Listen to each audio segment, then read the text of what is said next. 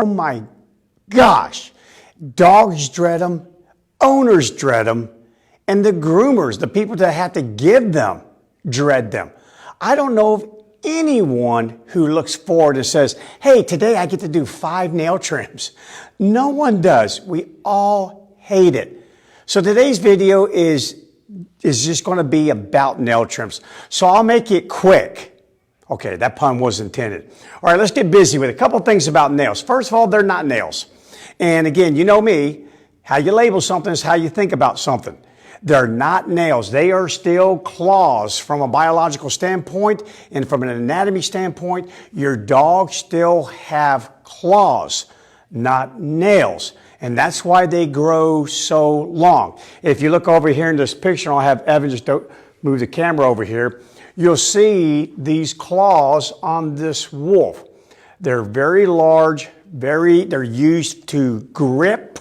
They're used to actually grab their prey, and they're used to sense the terrain underneath them for propulsion. So they have an entire host of reasons why they have claws and not nails.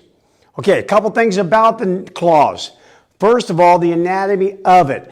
If you leave your dog's claws unchecked, they will typically grow very long. And the reason being is, again, that's my anatomy back from my wolf days. It doesn't do me a lot of good to have short nails that you've trimmed all the way back, because I need those to grab the terrain again. I need to reach out there and sweep the legs out from underneath a large herbivore ungulate. I need to use it to grab some of my pack members if I need to for intergroup control. I use it to test that ice on that lake before I commit my entire weight to it. Very functional. So when it comes to a claw, just a little bit on the anatomy, the claw itself has no sensation. So this little black part here, and again, this, excuse my art, it probably looks like some bird here that's dying or something. But this is supposed to be the end of the meaty part of the claw itself on the paw, and with the paw pad underneath here. Well, the claw itself has no sensation, but it needs sensation. Otherwise, you'd probably be like Edward Scissorhands with a bunch of scissors on the end of your hands, and you can't feel the end of those. That doesn't do you a whole lot of good when you're trying to survive out there in the wild. So there's a quick inside of each nail. A quick, and this quick has a nerve that allows the animal to have sensation in their claws. It's information about their environment, so they can flexibly adapt to their environment. They can tell so much from those claws. But this quick here is chocked full of blood, and it's just always transferring information, haptic information, back to that brain. And a lot of times what happens is that when people cut the nail, they unfortunately get right into the quick. They cut it too short. And when that happens, it's extremely painful for the dog. Just do it to yourself. You have a quick underneath your nails. Remember, I keep telling you, we're part of that social predatory group living mammal, and that means you've got a couple claws yourself. Go ahead and just take a pair of clippers and cut yourself too far. It's painful, and it lasts for days. So this is what happens here. And the other problem with doing nail trims is that it would be wonderful if all of the quicks grew uniformly throughout the claws. So your dog's got 10 of these, 12 of these, counting dew claws, and so forth. It would be great if all of them grew uniformly. They were all the exact same length, but that is not going to happen. I've trimmed into nails before. I actually did grooming for a couple of years. That was a long 2 years, I'm just going to tell you right now, so I'm glad I'm back into behavior and training. I had to do it, had to stand in for a couple of groomers I had at a business who became pregnant and had little children. So I stepped in for them. I learned a whole lot about nail trims, and I dread them, just like you do. But I did learn a thing or two about not getting into that quick. You've got to avoid this thing. You've got to avoid it at all costs. So with light-colored nails, it's a whole lot easier. If your dog has light-colored nails, more of a pinkish color or a blonde color, then if you turn the nail upside down, and that is the key. When you're trimming your dog's nails, if you do so, turn the claw or nail upside down. When you do that, you'll typically see, let me just grab a black marker here. If you do that, you'll look underneath and there's a little bit of a hollow area running along the inside of the claw. If you can just trim that part right there, that quick doesn't want to be all the way on the end. Imagine if it was. Imagine if it was at the very tip of the claw. Now, every movement I make, every rough stone I reach out to grab with my foreleg, everything I do, I'm going to get back a sensation, and likely a painful sensation. So I need to feel it when I grab it about right here, but not right here on the very tip. So just trim it right there on the very tip, right there where you start to see the hollow area on the nail. Trim there. Then let it go. Be patient. You need a lot of patience when you do nail trims. You may not get these nails back to the point that you want them in the beginning. You may hear the click, click, click, click, click of the nails on the floor. And I know that aggravates a lot of people, and that's just part of it. The biggest thing I see with nail trims is the lack of patience.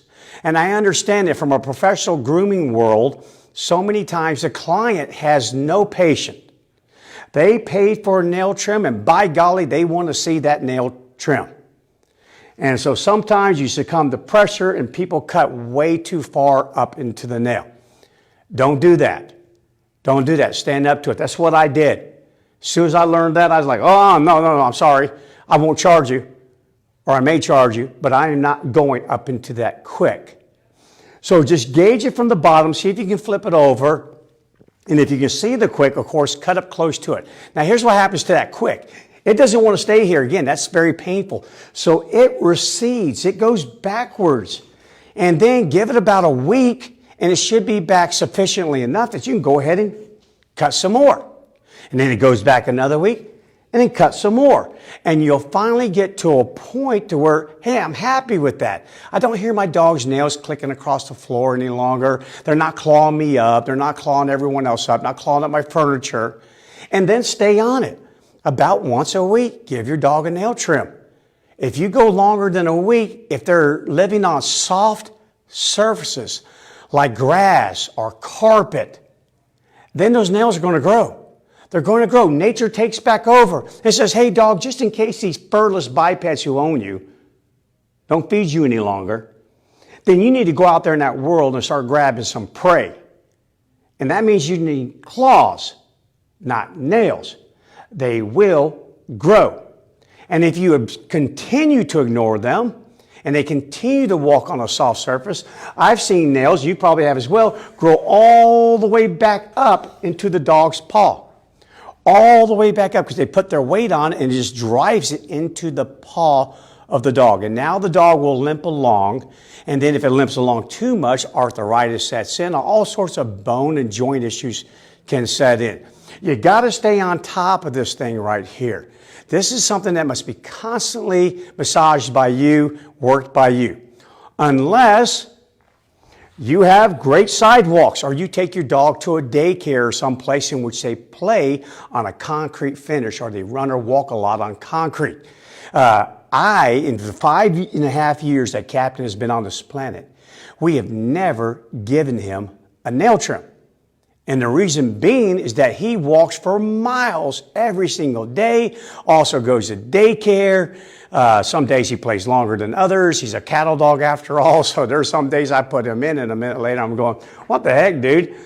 What's going on here? He's a cattle dog. Everybody's seen him on the videos here. But I've never had to trim his nails. Why? Because that sidewalk that he walks on all the time, those sidewalks, that concrete that he zigs and zags and jukes and jives, wears his nails down like an emery board. It just does. Just be like constantly applying an emery board to those nails. And down they go, and that quick just backs up. And I've never had to do it because he doesn't live his life on soft surfaces. He's always hiking. He's walking on hard rocks. He's going down by riverbeds, concrete, you name it. So kind of keep that in mind as well. The sidewalk can act as one of the best tools that you can get.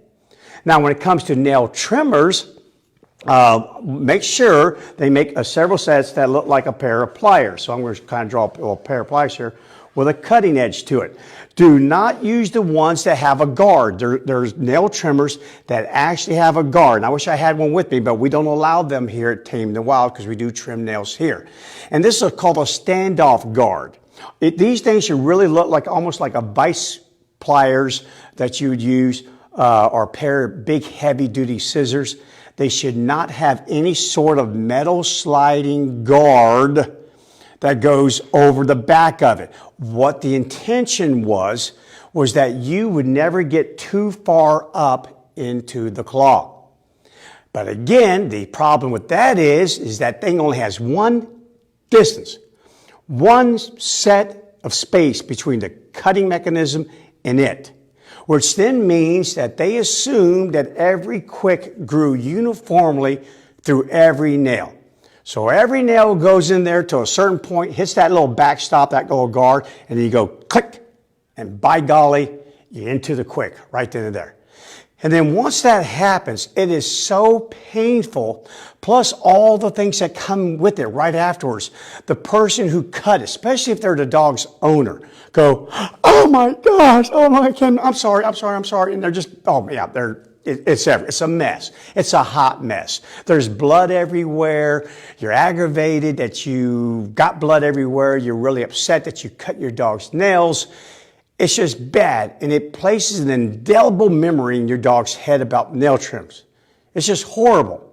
And then if you follow up with anything that is used to stop that bleeding, everything that is used out there to stop that, well, I'm not going to say everything, but most things are actually more painful.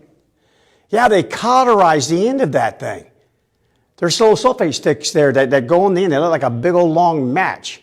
And you put it on the end, and it will actually cauterize that blood vessel right there, and so there's no longer any bleeding. Then there's powder that you can put on there, but the same thing. If it's going to stop the bleeding, going to cause this thing to coagulate, then there's got to be some action to create that. And also on top of that, usually once you've done that, if you don't give it a sufficient enough time to dry, then it will stop the bleeding. But as soon as the dog gets excited because it sees its owner and it's going, thank God you're here. Get me out of this place. It's a torture chamber in here. Look, I'm really excited. Next thing you know, they hop up in the car and boom, whatever you did to the end of that reopens that wound, and now you have blood all over the interior of your car. And everyone just gets upset. You get mad at the groomer gets mad at you. They're saying, I can't help it. I really did my best, so on and so forth. So guys, when it comes to nail trims, light nails are always going to be easier than dark. Either way, though, not me.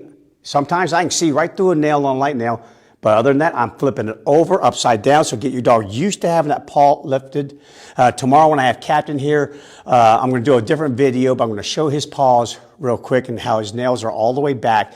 Lift this paw up upside down, and then you can see in here where the quick is, even on a black nail. Sometimes this little area will show up as white. It won't show up as red like I have it here, or pink always. It'll show up as a little white underneath dark nails. Be patient. Make sure you use the right tools. The sidewall can be your best tool ever. Dremels. There are Dremels. I've never had much luck with them. These are the things they look like little machines that can sand down and file something down by turning a little emery board at a high speed. Some dogs are fine with those. It takes a lot of desensitizing to get them used to the Dremels, the sound of it, the feel of it. Because again, at first I don't feel it. I just go, oh my gosh, what the heck is that on the end of my claw? And then all of a sudden it starts getting close to my quick, and the closer it gets, I go, oh no, I'm good. You can back off now. So you can certainly try a Dremel, but I just recommend just using the regular nail trimmers that do not have the guard, and you can buy them. If they have the guard, just pull the darn guard off of it. And then have more patience. That's the biggest thing of all. Trim a wee bit. You know, stay away from that darn quick. If you even think you're getting there, back off. Let your dog move around some hard surfaces. Let your dog do that. A week later, do it again. Hard surface, a week later, do it again. But again, I want to kind of take you back over here to this screen here. And again, as you can see here, just highlight there, look how long these claws are. This wolf is actually bracing itself up on this tree here to get a better vantage point, using those claws. That's why they're so long. And then I'm just going to show you this little video here. It's a short one. Get it going here. Come on, baby, work for me. There we go. I'll blow it up some. And these are Arctic wolves, and they're on the ice here, right on the edge of a lake. And you can see how long those claws are. Look at them. Having a zoom in there. They're long. They're spreading their paws out. They serve as snowshoes with traction. They can get a good grip. People who own hybrid wolves, they always report, my gosh, Bryan, those claws are so long. They're always so long. They're constantly needing to be trimmed. So that being said, yes, they are claws. They're not nails. And they were designed to grow and grow rapidly. They were designed to assist your animal in surviving on the planet, not to cause it any sort of hardship or disable it, but to assist it. So keep that in your head. And it was supposed to feel. It's not some fake nail that you put on the end of your fingers. Okay? So again, keep in mind all these things over here. Be patient when it comes to nail trims. It's got to be done about once a week. If you're not doing it once a week, you're doing a disservice to your animal because you're increasing the likelihood that those nails will grow a little bit too long and you'll cut into that quick. You know, and again, I'll run some more stuff about nail trims later because there's issues with nails splintering, nails being popped off because of the friction on the ground, a sudden turn. Yeah, there's no good news for your pet to have super long claws. It is always advantageous for a wolf to have super long claws, but not for your dog. All right, guys, I hope you found that helpful. And if you did, please share it with someone that could use a little support when it comes to nail trims. I certainly can. Our two Morkies right now, this very day, are at a grooming shop right now. And I certainly hope that they're doing the same thing that I just told you about on this video, so that I don't have dogs that now have PTSD from the grooming shop. It can happen. Give a little grace, be patient, and get it done. I'll see you guys tomorrow.